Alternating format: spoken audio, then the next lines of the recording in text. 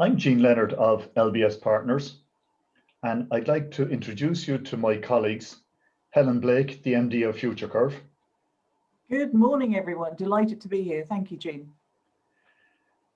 Good morning, Helen. And Neasa Mc Curtin, who specialises in the development of talent in organisations. Morning, everyone. Lovely to be here. Thanks, Jean. Good morning, Neasa.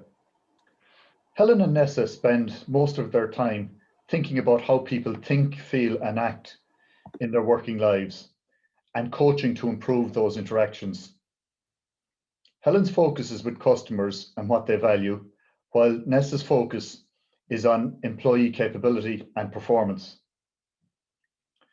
They've put some thought into the situations that arise as we go about our work, and most importantly, tips to significantly improve those interactions.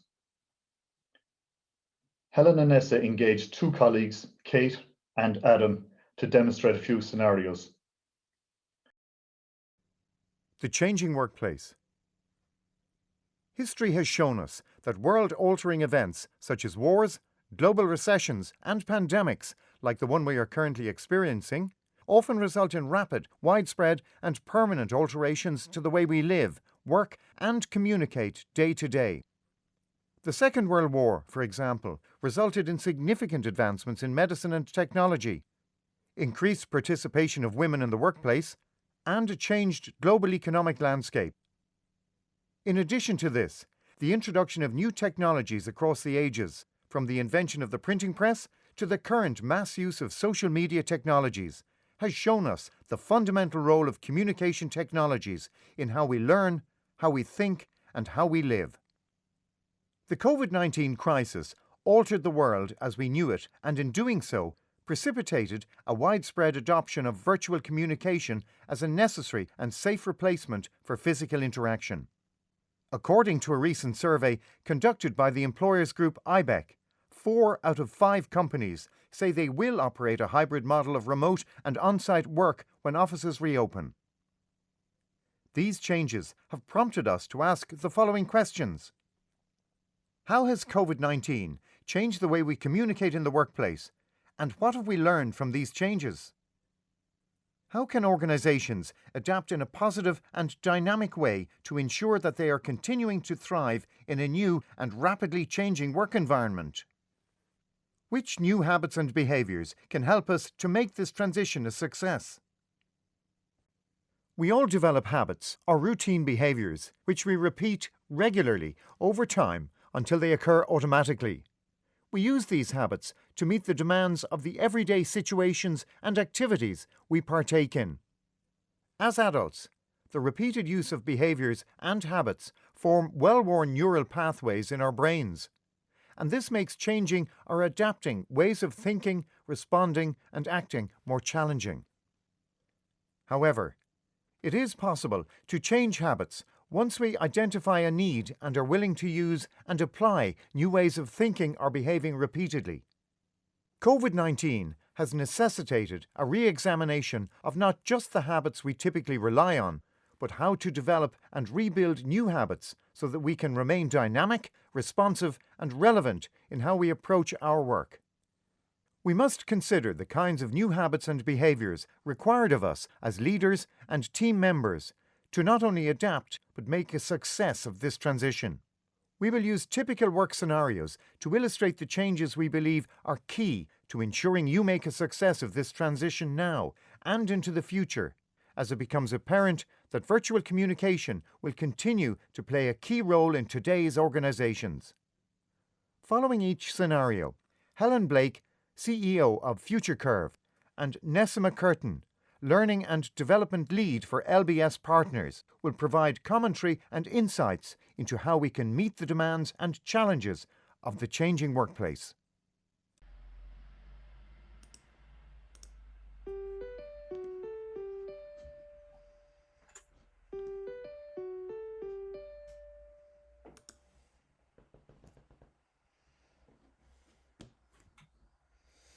I wonder what this is going to be about.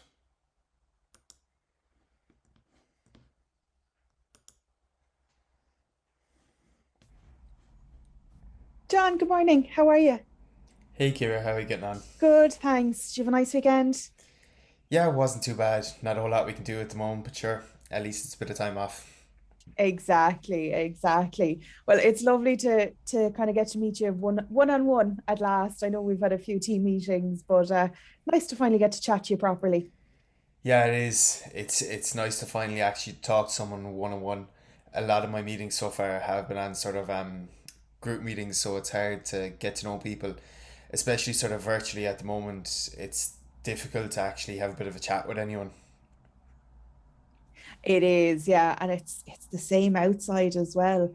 I don't know if you're anything like me. I don't really want to be chatting one on one to people on the phone, and I think everyone's bored of the old Zoom quizzes and the like at this stage. Yeah, yeah, definitely. Very good. How are you settling into the role? Good, good. It takes there's a lot to take in, but it's an opportunity for me to use the skills I already have, and sort of apply them to the role. I'm liking the team a lot so far. It's difficult getting to know everyone just over Zoom chats, and obviously you miss those casual interactions in the office. Yeah, it is. I hear you. I can only imagine how tough it is. Um, how does it compare to your last role, what you're doing for us now? Yeah, it'd be very different, and obviously I'm used to being with my own very small team, and obviously now it's still quite a small team, but it's all over Zoom, and it can make it a bit more difficult collaborating across the different teams, especially because of the company we're at now. Um, it's just it makes me a small bit anxious sometimes, sort of dealing with people in different teams, different departments as well, and making sure I get the opportunity to know all my colleagues. Yeah, and I would say please don't be anxious. We're all in this together.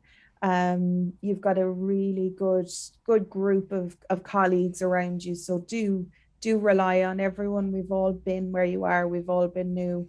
Um, okay, none of us have come on during a global pandemic, but we've all had to figure it out in the same way. Um, is there anything maybe I could help you with? Is there one overriding thing that might be driving some of your anxiousness that maybe I could help troubleshoot for you? Yeah, look, for me, it's just important that I'm doing my job to a high standard, that I feel like I'm hitting the mark, and especially the market, I need to be able to develop a strong network and understand different people's specific backgrounds and expectations of me, and also the work I produce. It's harder to sort of read what people are thinking and expect over Zoom. You sort of rely on body language cues that you don't get to see in Zoom. Yeah, it's more difficult. But I definitely am looking forward to actually being in the office and being able to interact with sort of more naturally again. Yeah, I hear you. Definitely. I think we're all dying to get back into the office. And what I would say is we've a lovely dynamic in the office when we do get back. I think you'll be able to, hit the ground running and you'll be flying. What I will say is I'll have a chat with Jenny and HR maybe Okay. just about how we do our onboardings because we've one or two more people I think going to be starting in the next couple of weeks and they're going to have to go through the same thing as you, getting Okay. used to this new virtual world. So I might chat to her and see if she's got any ideas about what we could possibly do to make the whole virtual new starter experience a little bit better. Would it be okay if I suggest she maybe reaches out to you for some suggestions or feedback? Yeah, yeah, that's no problem at all. Super. Um, maybe could you tell me a little bit more about your last role? I don't know a whole lot about what you've done in the past or where you've come from. Yeah, so I was a marketing assistant with a pharmaceutical company, and it was more of a sort of supporting the lead person. I didn't really have too much to do with actually what went out there. What I really enjoyed working on the creative side of it, actually producing content. So that's why I thought it was a good opportunity for me to actually utilize my skills now, and especially in the likes of Photoshop and stuff like that, and the rest of the Adobe suite. You know. Well, I have to say, John, I'm loving the content you're putting out there. Um, seeing the company pop up on LinkedIn regularly, and some of the little video clips you've done, the tutorials, they've been fantastic. I know I've been pointing some of my team towards them as well as extra resources they can think about using. So I'm ecstatic. I'm delighted to have you on board. I think it's definitely helping raise the profile of the company. No, that's great, and that's the sort of feedback I like getting as well, to know what I'm doing is hitting the spot and is the standard that people expect as well. Brilliant. And, in that vein, if there's ever anything you want to bounce off somebody else, feel free, pop something in my diary, or just give me a Zoom call at any point, or give me a buzz. You have my mobile, it's in my signature.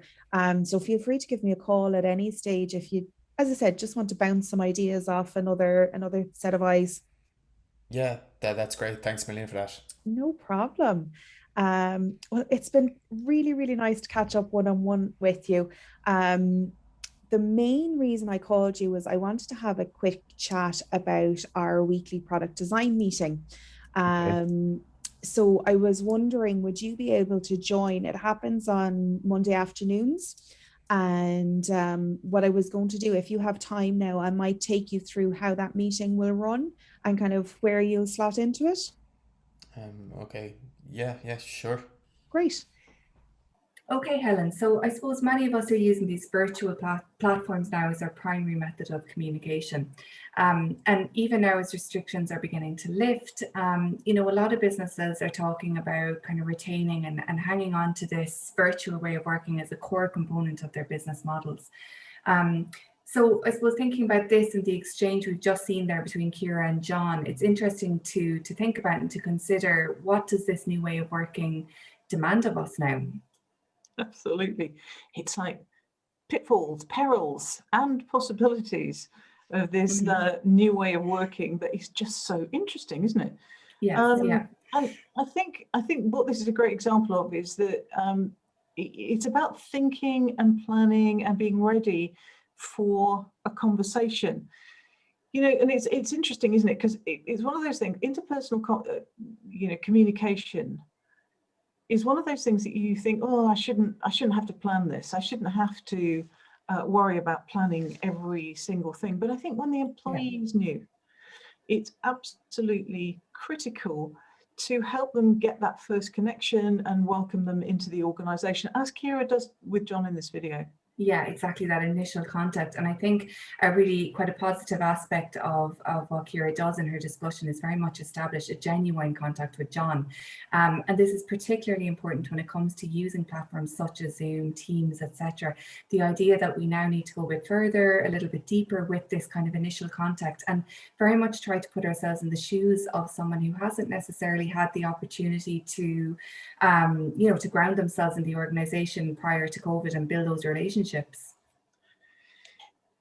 The great thing is, the message that John can take away from this is, I've been heard. Yeah. I am worth somebody's time, not to talk just about work, not just about a transaction, about the work program. Because before she moves on to the work at hand, Ciara has taken time. She's laid aside the time to have that conversation with John, to get to know him, to listen to his concerns about the organization, and really give out a good vibe. She's calm, she's got a good energy, and she's starting to allow John to relax a little bit more, that he can start to feel more comfortable in this new place of work. No, absolutely. And I think what's interesting too, going on from what you've said is, think about what's the alternative to this. And I think that's something that's happening quite a lot at the moment, unintentionally. So, we're jumping right into the kind of the functional, formal aspect of work. So we have a Zoom call, let's get going, what work needs to be done here. And this is kind of driven, I think, by the platform itself to some extent.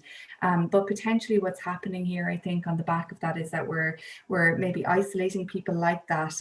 In the process of doing that, we may be losing opportunities to tap into their potential, to get them to contribute or even engage in a meaningful way. So, I think it's difficult to set up that, psychological contract, which I know we'll be discussing later on, on a solid foundation where you don't have that genuine contact at the beginning. It's interesting, isn't it? Because even in this scenario, Kira's doing the get to know you piece. I'm not saying it's entirely cynical, but she does happen to have a piece of work that we're going to hear very shortly that she needs to have done that involves John. Exactly. And I think what would have been even better in this scenario is if Kira had just spent the time just for a conversation to get to know John and to welcome him into the organisation. I think this is something that organisations really do need to start to adopt, a more formal programme that embeds a way of bringing people and welcoming them into the organisation. Yeah, no, I couldn't agree more. And I'm really interested to see, I don't know about you, Helen, but where Kira's going to take the conversation next. Okay, so as I was saying, this product design meeting, it happens every Monday at 2.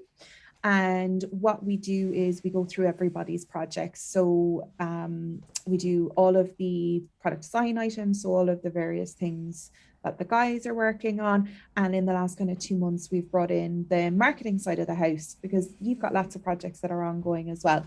So we use this online cloud-based system called Jira.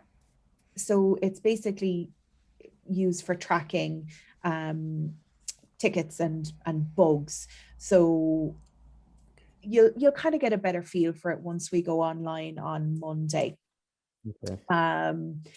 So Laura is the owner of the meeting. So that's why she's asked me to have a chat with you and kind of give you a quick run through before we meet on Monday. Because she has really strong feelings that by you feeding in all of the lower level stuff that you're doing in marketing, it will bring everyone up to speed faster and hopefully make the whole process run a little bit smoother. Have you used Jira or anything like it before? No, I haven't. Okay. So probably the easiest thing for you to do is for you to come along on Monday at 2. We'll do a bit of a kind of a show and tell. We'll explain what's going on, but then it's probably just going to be as easy for you to watch the meeting and pick up how we do things, and you'll see how it should go and what we'll kind of expect in terms of your input going forward. So it'll be Laura and Peter and myself. So I think you've met everyone already on some Zoom or other, have you? Yeah, I don't think I've had much interaction with Peter or you or Laura. Okay, perfect. So, you're fine with Zoom, obviously. We've been chatting away and all our kind of every couple of days Teams meetings happen on that. What would be really good is if you could try and do a little bit of work to familiarize yourself with Jira. So I'm going to send you your login details when we get off the call now.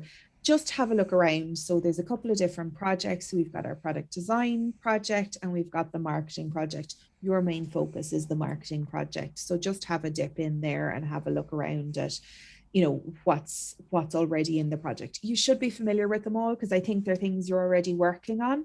I know you're new, so don't worry. Literally any questions, anything you're worried about, just give me a shout. The meeting's another few days away, so you should have plenty of time in your schedule to get to grips with it a little bit. But it's a nice, easy tool to use, so hopefully you'll have no problems at all. Okay, yeah, like it's all very new to me, and especially the sort of virtual setting and trying to learn a new program. And obviously I've no real interaction yet with Laura or Peter. Yeah, it's going to be new, but I should be able to learn it on the call, and I should be able to get it from there. Thanks. Brilliant, no problem. So if you do want to put some time in my diary, feel free, shoot me a mail, and sure, I'll be talking to you on one of the other meetings between now and then. All right. Yep, Thanks that's a million great. for your time, John. That's great. Thanks a million. Bye. Kira seems sort of nice. God only knows what I'm gonna get through from Jira. Yeah. Oh, this is a bit overwhelming. The whole role is just getting to me now. Like I've had no interaction with Peter or Laura yet. Like I barely know them. Like, how am I supposed to be the lead on a conversation when I barely know how to use the software that this is all? Okay, so Helen, big contrast in this scenario from the initial scenario. What do you think? Oh, completely. Talk about being on transmit. Yeah. So a lot of information kind of almost dumped on John's shoulders. A lot of information conveyed, some jargon used, expectations set, but not a lot of space for John to come back. And you could almost see the difference in his demeanor, I think, as the conversation progressed. Completely. And I think what I'd like to introduce here is this idea of psychological contracting. Yeah. So when I'm talking about contracting, I don't mean a piece of paper. I'm not talking about that kind of contract. But when we talk about psychological contracting, we talk about a bilateral agreement to an agreed program of action. Yeah. So by bilateral, I mean genuinely two-way. And our contracts are at different levels. So there's the practical, professional aspect of a contract.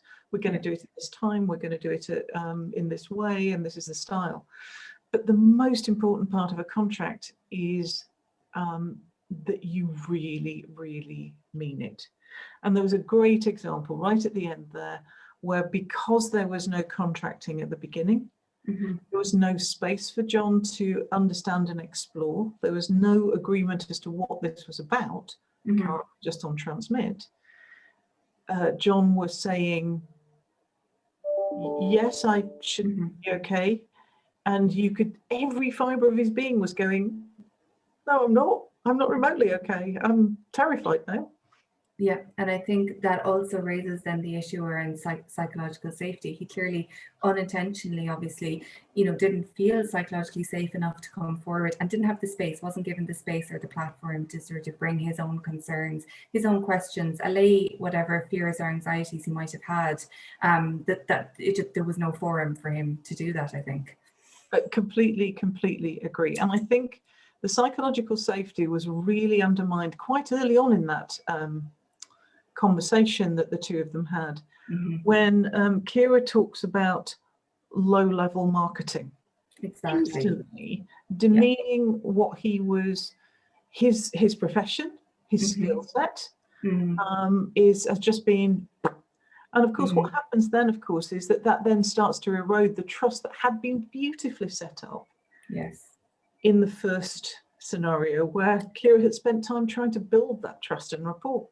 Absolutely, it does, and again, it's unintentional. So it's interesting that it's unintentional, I think, but it does undermine the headway that was made in that initial contact conversation, because even things like his kind of feedback on not getting to know people that well, having been on lots of kind of team Zoom meetings, and actually here he is now being put into this scenario again. So not picking up on that now that we've switched into the formal functional mode is disappointing, I suppose, for John, and difficult for John to deal with.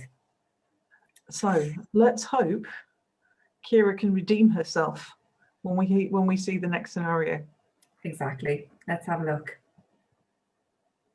So John, like I was saying, Laura's asked me to invite you to this meeting. It's coming up next Monday, happens every Monday at 2. What she's hoping for is that you're going to start feeding in your progress in marketing into this meeting. So just to say, actually, as I go through this, jump in with any questions, any suggestions. If there's anything at all you want to know more about, just stop me at any point. So to start with the meeting itself, as I mentioned, we use an online collaboration tool called Jira. Are you familiar with it at all? No. It would all be really new to me. I haven't even heard of Jira before, to be honest. Okay, I hear a small bit of trepidation there. Why don't we have a quick look through it now, and I'll show you the more important bits. What I can do then is set aside a half an hour, maybe later in the week, in case you've any further questions once you've had a chance to get to grips with it and familiarize yourself with it a bit more. Does that sound okay? Yeah, that's perfect. I'll make sure as well that I get a chance to look at it this week, and if there's anything I'm unsure of, I'll come back to you with it. Perfect. So I've sent you your login details. You should have an email there with those. Why don't we log in now? You can share your screen and we'll run through the basics together. Yeah, we'll do. No problem. Great.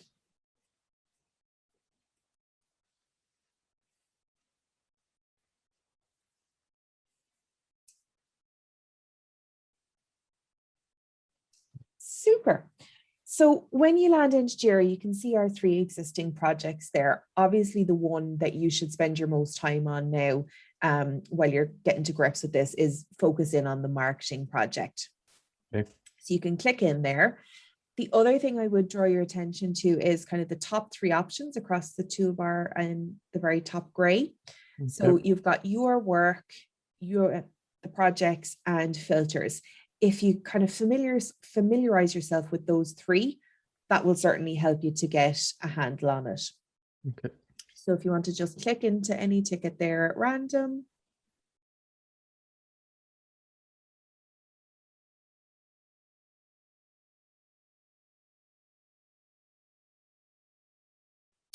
So that kind of covers off the basics and the important things that I think you need to help you get to grips with this. How did that sound? Great, actually. I can really see the potential of it. It's really good and amazing just to be able to see everything in front of you. It's just much clearer and makes it easier to go through all the projects. It puts my mind at ease, to be honest, just to see it in action. I think it'll make it easier for me to be able to focus on the actual marketing content and the projects now, rather than focusing on if I'll be able to get to grips with Jira or not. Oh, that's brilliant, John. I'm delighted to hear that.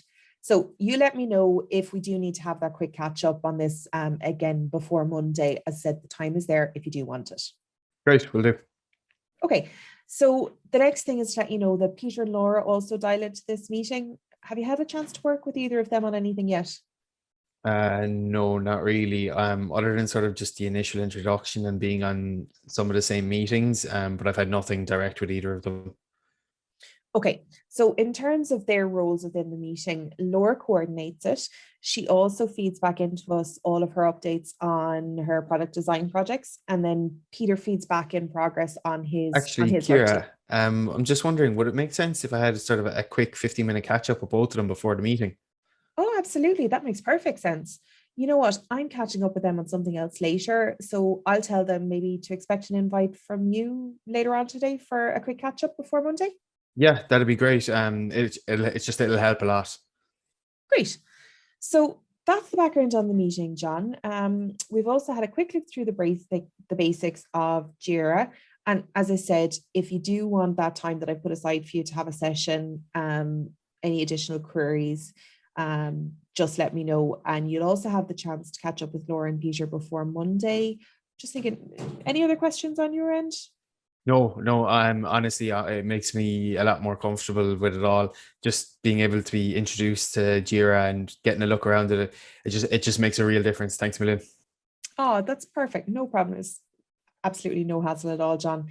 I have to say, I know I said it at the top, but we're absolutely delighted to have you on board and to have the opportunity to work a bit more closely with marketing now. So it's win-win all around. I'll let you go. And we'll talk soon. That's great. Thanks a million. Thanks. Take care. Bye-bye.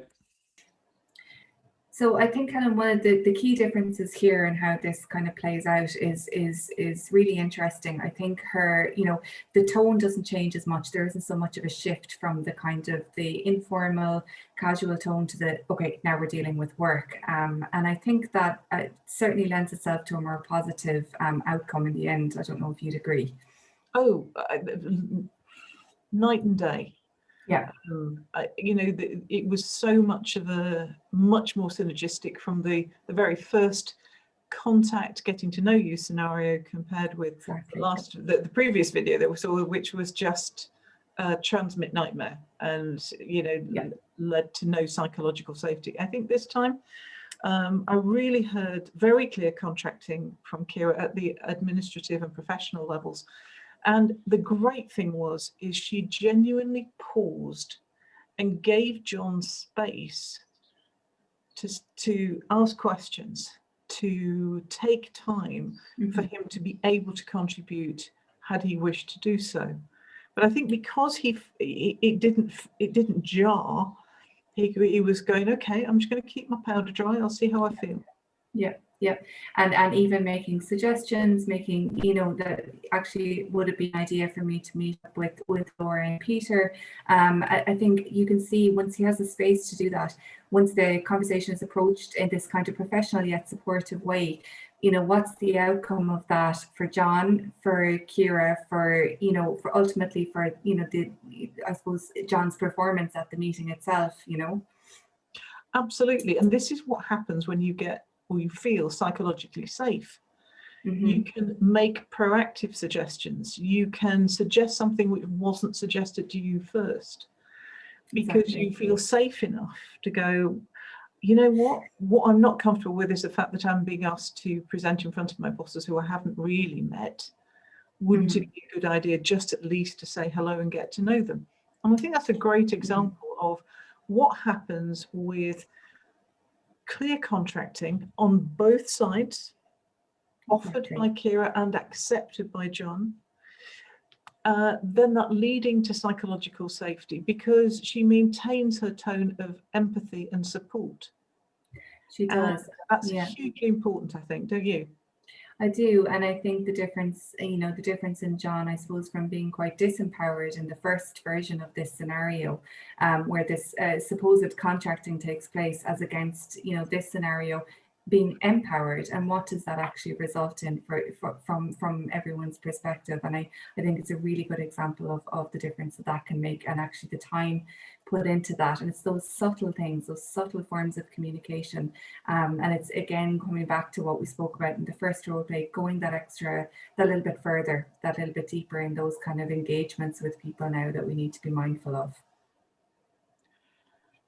And I think this is what I kind of like to sign off with, really, which is the kind of things that I'd like to see coming in this brave new hybrid world of ours, where some people will be in the office, some people will be remote, and it will depend on what you do and what your role is as to how much time you spend in each. And I think it's about this idea of structuring for the new world, for structuring, for having processes and structures which allow you to connect genuinely with another human being, especially when that, you know, when the person is new. I'm really quite tired of seeing, you know, this lip service paid to mental health and the struggles that people have with working remotely. But you know, you've seen them, Neasa. You've seen, you know, let's have an hour on Wednesday for a mindfulness session, or let's all have a team get together on a Friday afternoon for drinks and a chat. And while they're okay initially, you just end up with another version of Zoom fatigue. So one-to-one, I think human connection is hugely important here, and having processes for that. Exactly. The assumption that it's just going to happen by itself is no longer suitable to the current environment and to the ways that we're working. And even in hybrid ways of working, we need to, you know, how are things going to gel together? How are things going to work in that way? What new kind of challenges might that present to us? And I think going back to that idea of the structuring again, I think really, really important in that context as well. Suddenly we start getting happier workforces. Yeah. Therefore more productive. Let's look forward to that. Absolutely.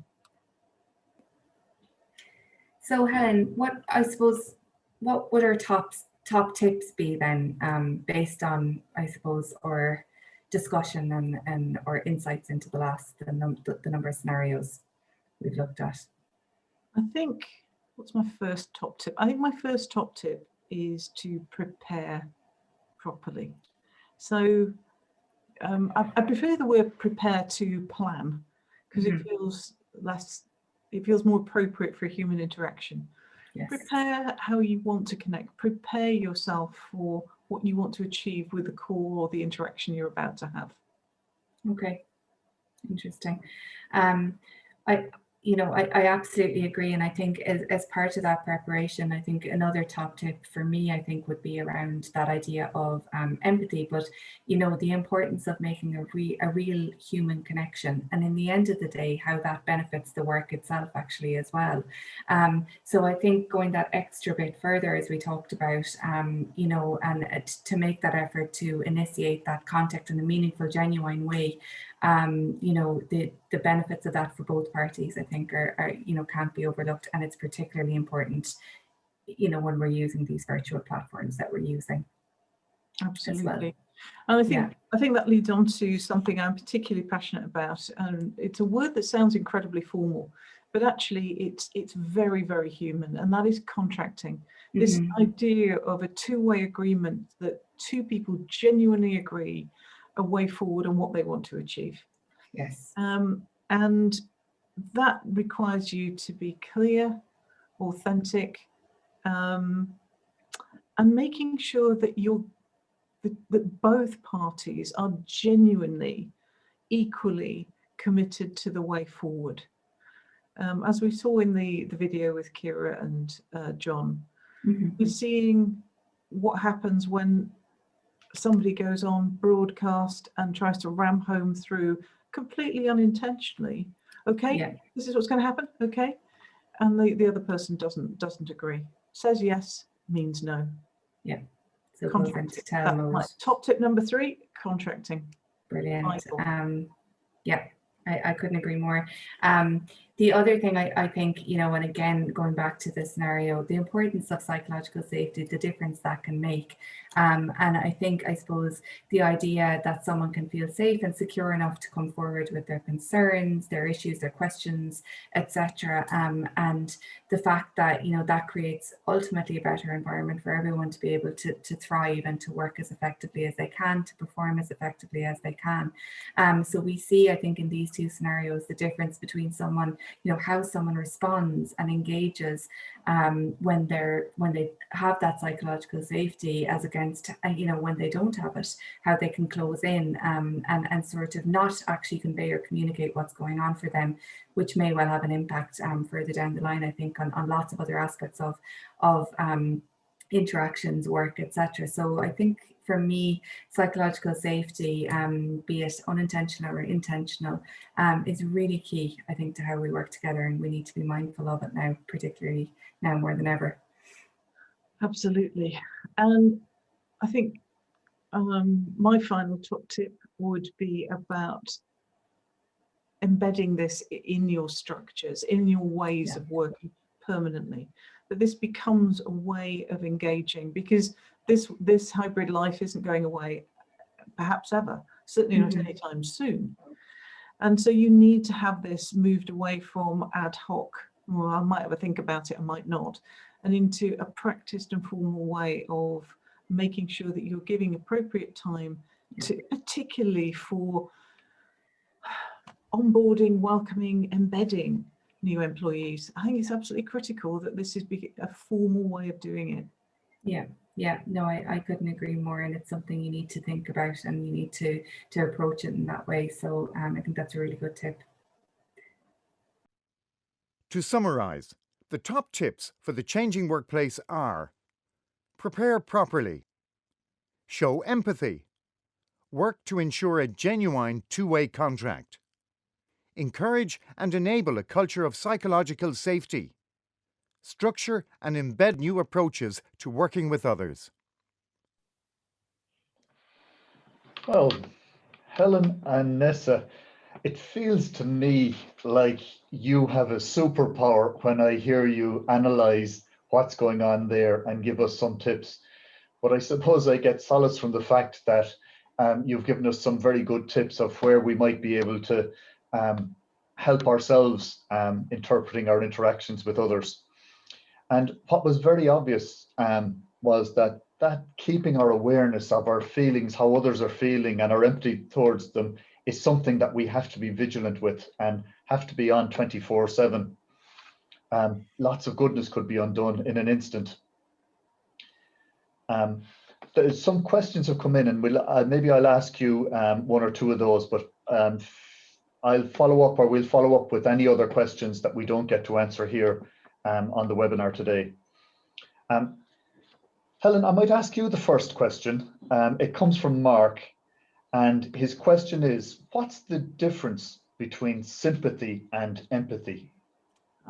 Good question, Mark. I think there's a lot of confusion over the difference between sympathy and empathy, actually. Empathy is the ability to understand other people's feelings. Sympathy is about looking at somebody and feeling pity, but in sympathy, there's still some distance. You're keeping yourself to yourself. I just want to say a little bit about empathy, if I may. And I think there are three aspects really to empathy. There's the sort of the first aspect, which is quite cognitive, which is that ability to take the perspective of the other person, you know, that ability to stand in somebody else's shoes and understand what it must be like to be them in that situation. So that's quite cognitive. The other aspect is quite emotional. You feel their feelings. Sometimes we actually feel it in our bodies, quite interestingly. You know, when you watch somebody stub their toe and you kind of cringe, it's that sort of physical, emotional empathy for, oh, that must hurt. Oh. And then there's something about, so what do we do then? That sort of empathetic action. And interestingly, you know, so often we're encouraged to don't just stand there, do something. Well, interestingly, with empathy, it's almost the other way around. It's don't just do something, stand there. It's about that ability to be with somebody and go, you okay? Do you need anything? Not fix it. And that's so hard.